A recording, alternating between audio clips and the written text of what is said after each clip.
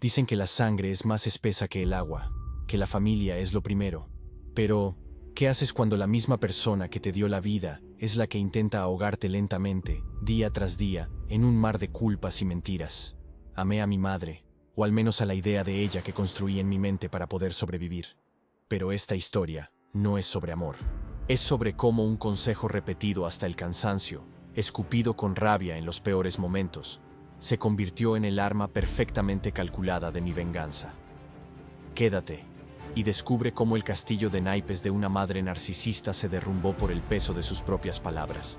Mi historia no comienza con un estruendo, sino con el silencio que deja una puerta al cerrarse. Tendría unos 6 años, una edad en la que el mundo se mide en helados y dibujos animados, pero para mí se midió en la ausencia de la mitad de mi universo. El divorcio de mis padres fue un concepto abstracto que se materializó en el lado vacío de la cama de mi madre, y en el coche de mi padre que ya no aparecía en la entrada al atardecer. Mi madre obtuvo la custodia total, y con ese papel firmado por un juez, se convirtió en la reina y carcelera de nuestro pequeño y decrépito reino. Nuestra casa olía a tristeza y a facturas sin pagar. Las paredes, de un color beige que alguna vez fue alegre, ahora estaban manchadas por la humedad y los años de abandono. Vivíamos en un campo minado emocional, y mi madre era la que plantaba las bombas cada mañana. Ahora, con la perspectiva de los años y mucha terapia, puedo ponerle nombres a su comportamiento. Trastorno límite de la personalidad, narcisismo patológico, pero en aquel entonces, para mí, era simplemente mamá. El estribillo de mi infancia era una frase venenosa, un mantra que absolvía a mi madre de toda responsabilidad. Es culpa de tu padre. Esta frase era la respuesta a todo. Recuerdo una mañana de invierno. El frío se colaba por las ventanas mal selladas, y mi aliento formaba nubes de vaho en el aire. Mi hermana, 2 años mayor que yo, y yo nos sentamos a la mesa de la cocina, con los estómagos pegados a la espalda. La nevera estaba desoladora, solo un frasco de mostaza y una luz parpadeante. «Mamá, tengo hambre», susurró mi hermana, con la voz temblorosa por el miedo a la reacción. Los ojos de mi madre, que estaban fijos en un programa matutino de la televisión, se clavaron en nosotros. Su rostro se transformó. La máscara de indiferencia se resquebrajó para dar paso a una furia que nos heló la sangre. «¿Hambre? ¿Tienen hambre?», gritó, poniéndose de pie de un salto. El café se derramó de su taza, manchando el suelo de linóleo ya desgastado. «Pues es culpa de su padre. Él es el que no nos da suficiente dinero. Así que llórenle a él». Esa fue la última vez que nos quejamos del hambre. Aprendimos a callar, a aguantar. Aprendí a prepararme tostadas secas, a veces quemadas, y a decirle a mi hermana que imagináramos que era un festín de piratas. Nos convertimos en expertos de la supervivencia. Con solo 8 años, yo sabía cómo usar la lavadora, cómo fregar los platos sin romperlos, porque un plato roto significaba un golpe seguro, y cómo preparar una cena básica con latas de sopa y arroz. Nuestra rutina después de la escuela era la de 2 pequeños conserjes. Mochilas al suelo, tareas terminadas a toda prisa sobre la mesa de la cocina, y luego a limpiar. Barrer, fregar, quitar el polvo, todo para que mamá, al despertar de su siesta o al volver de donde fuera que iba, encontrara un oasis de calma y no tuviera excusas para desatar su ira. No le pidas a mamá que haga la cena, hazla tú. Haz todas las tareas para que mamá no tenga que hacer nada. Estas no eran sugerencias, eran las reglas no escritas de nuestra existencia. Y lo más retorcido de todo es que pensábamos que era normal. Creíamos que todos los niños cuidaban de sus padres, que era normal escuchar insultos a diario, que te dijeran que eras un inútil, una carga, que ojalá nunca hubieras nacido. El abuso emocional era el aire que respirábamos, y los golpes ocasionales eran solo la tormenta que seguía a los relámpagos de sus gritos. Ella tenía momentos buenos, es cierto. Días extraños y esporádicos en los que parecía una madre de verdad. Podía aparecer con una pizza barata y ponía una película, sentándose en el sofá con nosotros. En esos breves instantes, un rayo de esperanza nos invadía. Nos acurrucábamos a su lado, anhelando ese calor, pensando: esta es mi mamá, la de verdad. La otra es solo una pesadilla. Pero la pesadilla siempre volvía, y esos momentos de calma solo hacían que su inevitable regreso a la crueldad fuera aún más doloroso y confuso. El año en que cumplí 17 fue el año en que todo se aceleró hacia el desastre. Mi abuela materna, la única fuente de calidez y normalidad en nuestra familia, falleció unos meses antes del verano. Su muerte fue un golpe duro, pero también vino con una herencia, $75,000. En el año 2000, esa cantidad era una fortuna, una escalera para salir del pozo en el que vivíamos. Vi en ese dinero la posibilidad de una universidad, de un coche de segunda mano, de una nevera llena. Mi madre vio un billete de lotería. Lo primero que hizo fue renunciar a su trabajo. Necesito un descanso para llorar mi duelo, nos dijo con una solemnidad que no le duró ni una semana. El dinero, que estaba destinado a asegurar nuestro futuro, se convirtió en su fondo personal para una segunda adolescencia. Se compró ropa nueva, salía a beber con un nuevo grupo de amigas que aparecieron como por arte de magia, y se pasaba las noches fuera, actuando como una veinteañera despreocupada. El dinero se quemaba a una velocidad alarmante. Para cuando el verano terminó, la cuenta estaba prácticamente a cero. Y entonces, se negó a volver a trabajar. Las excusas eran un carrusel interminable. Me duele la pierna. Estoy demasiado deprimida. Nadie contrata a alguien de mi edad. Déjenme en paz. Mi último año de secundaria se convirtió en una doble jornada infernal. De día, era un estudiante del programa de honores, tratando de mantener mis notas para conseguir becas. De noche, trabajaba a tiempo parcial en un supermercado, reponiendo estanterías y barriendo suelos. Y cuando llegaba a casa, muerto de cansancio, me convertía en el padre de mi propia madre. La casa era un desastre. La nevera estaba vacía de nuevo, y ella estaba en el sofá, quejándose. Una noche, después de un turno de 8 horas, llegué y encontré un aviso de corte de luz pegado en la puerta. Entré, y la encontré viendo la tele a la luz de las velas. ¿Qué es esto, mamá?, le pregunté, sosteniendo el papel. Ella ni siquiera me miró. No tenía dinero para pagarlo. ¿Y el dinero de la manutención de papá? Tu hermana está en la universidad, ¿recuerdas? Su matrícula es carísima, espetó. Era su comodín, la mentira definitiva que yo todavía no sabía cómo refutar. Respiré hondo. Bueno, a mí me pagan mañana. Supongo que tendré que pagarlo yo. Su respuesta me dejó helado. Me miró, por primera vez, con una sonrisa torcida. ¿Ves?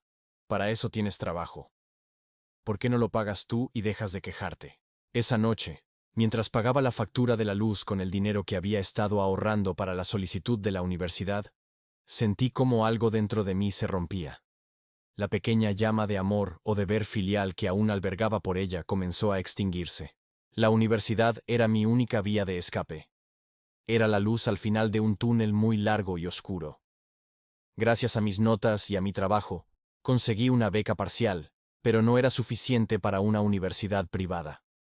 Me decidí por una excelente universidad estatal, más asequible. El primer año fue una hazaña logística y financiera que orquesté yo solo. En cuanto recibí mis formularios de impuestos, bobo de 2 de mi trabajo, llené mi FAFSA, la solicitud de ayuda financiera. Conseguí suficientes becas y ayudas para cubrir la matrícula y la residencia en el campus. Vivir en el campus fue como nacer de nuevo. Podía estudiar en silencio, comer 3 veces al día, y nadie me gritaba. La libertad, sin embargo, era frágil. Y mi madre tenía un martillo. Hacia el final de mi primer año, recibí un correo electrónico de la Oficina de Ayuda Financiera. Mi expediente para el segundo año estaba incompleto. Faltaban mis WB2. Me extrañó, porque sabía que se habían enviado a la dirección de mi casa. Llamé a mi madre. Ah, sí, creo que vi unos papeles tuyos, dijo con una indiferencia estudiada. Deben estar por ahí en alguna parte. Pasaron los días y la urgencia crecía. La llamaba a diario. No los encuentro. Debes haberlos perdido tú. Deja de molestarme. Un fin de semana, mi hermana fue a casa a visitarla y me llamó esa misma noche, con la voz ahogada. Los encontré, dijo. ¿Dónde estaban?, pregunté aliviado. Hubo una pausa. En la basura. Pasados por la trituradora de papel, la vi hacerlo. El mundo se detuvo. No fue un accidente. Fue un acto deliberado. Ella estaba saboteando activamente mi única oportunidad de escapar de ella. Regresé a casa en las vacaciones de primavera con una tormenta en mi interior. La confronté en la cocina. El mismo escenario de tantas humillaciones. Al principio, lo negó rotundamente. Luego, cuando la presioné, cambió de táctica. No seas ridículo. Los tiene mi amiga la contadora. Se los di para que te hiciera los impuestos. Era una mentira tan elaborada que casi sonaba plausible. Pero mi hermana, mi aliada silenciosa durante tantos años, ya no estaba dispuesta a tolerar más. Sacó su teléfono y marcó el número de la amiga de mi madre. La puso en altavoz. Hola, soy la hija de... comenzó mi hermana. Mi madre dice que tienes los W2 de mi hermano para hacerle los impuestos. La voz de la mujer al otro lado sonó genuinamente confundida. No, cariño, no tengo ningún documento de ustedes. Tu madre no me ha dado nada. El silencio que siguió fue denso, pesado. Los ojos de mi madre lanzaban dagas. Estaba furiosa, no por haber mentido, sino por haber sido descubierta. La amiga contadora, una mujer increíblemente amable, nos dijo que pidiéramos duplicados de inmediato y que los enviáramos a su dirección para que mi madre no pudiera volver a interceptarlos. Ella se encargó de todo sin cobrarme un céntimo, probablemente por pura lástima. Fue durante una de esas conversaciones que, casualmente, salió el tema de la universidad de mi hermana. Fue entonces cuando la contadora me confirmó lo que mi corazón ya sospechaba. Mi madre nunca había pagado un solo dólar de la matrícula de mi hermana. Todo había sido una mentira para quedarse con el dinero de la manutención. Al año siguiente, la pesadilla se repitió. A pesar de mis intentos por cambiar la dirección, los W2 oficiales volvieron a ser enviados a su casa, y ella volvió a tirarlos. Esta vez, tuve que pedir duplicados 2 veces, porque el primer juego de duplicados que llegó también acabó en la basura. Presenté todo tarde. Perdí la mayor parte de la ayuda financiera y tuve que asumir más préstamos. Cuando la llamé, desesperado y ahogado en deudas, su respuesta fue un eco burlón de mi infancia. Suena como un problema tuyo. Quéjate con tu padre. Y esa vez, decidí que lo haría. El verano antes de mi tercer año fue mi punto de quiebre. Trabajé a tiempo completo en un almacén. Un trabajo agotador y mal pagado, ahorrando cada centavo. Vivir en casa de mi madre era insostenible. Se negaba a comprar comida y me exigía dinero para sus vicios. La gota que colmó el vaso fue la factura del teléfono. Ella pasaba horas en salas de chat, acumulando una factura enorme. Cuando me negué a pagarla y usé mi dinero para comprar un teléfono móvil básico para mí, estalló. Frente a sus amigas, yo era el villano. Me convertí en el hijo desagradecido que debería dejar la universidad porque, claramente no se estaba esforzando lo suficiente. Lloraba lágrimas de cocodrilo diciendo: es tan difícil tener hijos en la universidad, te desangran, te dejan sin casa ni comida, y encima te piden dinero. Era una actuación digna de un Oscar. A finales de agosto, había conseguido ahorrar $1000. No era mucho, pero era todo lo que tenía. El día de la mudanza llegué al campus, arrastrando mis maletas llenas de sueños y ropa barata, pero en la oficina de alojamiento me detuvieron en seco. Lo siento, joven, dijo la administrativa sin levantar la vista de su pantalla. Tiene un bloqueo en su cuenta. No puede recibir las llaves de su dormitorio hasta que pague el 50% del semestre. ¿Cuánto es eso?, pregunté, sintiendo un sudor frío recorrer mi espalda. $10,000. Me quedé sin aire. Durante todo el verano, me habían asegurado que con los préstamos que había conseguido, estaba todo cubierto. Era una trampa burocrática, un detalle en la letra pequeña que había pasado por alto. Estaba solo, con $1000 en el bolsillo y sin un lugar a donde ir. Entré en pánico. Me senté en un banco fuera de la oficina, viendo a otras familias reír y descargar coches, y me sentí el ser más solo del planeta. Y entonces, como un mantra oscuro, la voz de mi madre volvió a mi mente. Quéjate con tu padre. Saqué mi nuevo y barato teléfono móvil, busqué su número y marqué con dedos temblorosos. Hacía meses que no hablaba con él más allá de un cortés «Feliz cumpleaños». Le expliqué la situación, con la voz quebrada por las lágrimas que luchaba por contener. Él no me juzgó, no me cuestionó. Solo escuché una calma tranquilizadora al otro lado de la línea. No te muevas de ahí, voy para allá. A la mañana siguiente, mi padre apareció, no con un sermón, sino con un café caliente y una dona. Se sentó a mi lado en el banco y me dijo las palabras que había necesitado escuchar toda mi vida. Tranquilo, hijo. Vamos a solucionar esto. Pasamos todo el día en el campus, yendo de oficina en oficina. Él era mi defensor, mi traductor en un mundo de burocracia que me había abrumado. Confirmó el préstamo que me faltaba y pagó el saldo restante con su tarjeta de crédito, sin dudarlo un segundo. Después, me llevó a almorzar. Y fue allí, con un plato de comida caliente frente a mí, donde me contó la verdad. Me confirmó que mi madre nunca había ayudado a mi hermana con la universidad, que él había tenido que hacer lo mismo por ella. Y entonces vino la bomba. Hijo, hay algo más que necesitas saber, dijo, con la mirada seria. Tu madre no está tan mal económicamente como te ha hecho creer. Me explicó el acuerdo de divorcio. Él era responsable de pagar la totalidad de la hipoteca y los impuestos de la casa. Y además, le pasaba $2,000 al mes en manutención infantil. $2,000. Cada mes. Mientras yo contaba monedas para comprar un sándwich. Mientras ella me decía que yo debía pagar la luz. Sentí una oleada de náuseas. Toda mi vida, todo el sufrimiento, la culpa, el hambre, todo había sido una mentira monumental para alimentar su egoísmo. Mi padre vio el dolor en mi rostro. Quiero que me des acceso a tu cuenta de la universidad, dijo con voz firme. Necesito pruebas de que ella no ha pagado un céntimo. Luego me miró a los ojos. Y quiero proponerte algo. En lugar de seguir dándole ese dinero a ella para que se lo gaste, ¿qué te parece si lo uso para pagar directamente tus estudios y todos tus gastos? Y por supuesto, puedes venir a pasar las vacaciones a mi casa. Era libertad. Era justicia. Era todo. Sí, papá, dije con la voz ahogada por la emoción. Sí. Esa misma tarde llamé a mi madre. Le conté que papá había solucionado el problema de la matrícula. Su respuesta fue un témpano de hielo. No hubo alivio, no hubo alegría por mí. Solo crítica. Bueno, a ver si aprendes a planificar mejor tus finanzas y dejas de malgastar tu dinero. Tomé aire y dejé caer la frase que había estado ensayando. Tienes razón. De hecho, hice exactamente lo que siempre me dijiste que hiciera. Me quejé con papá. El silencio que siguió fue el sonido más dulce que había escuchado en mi vida. Un mes después, el infierno se desató.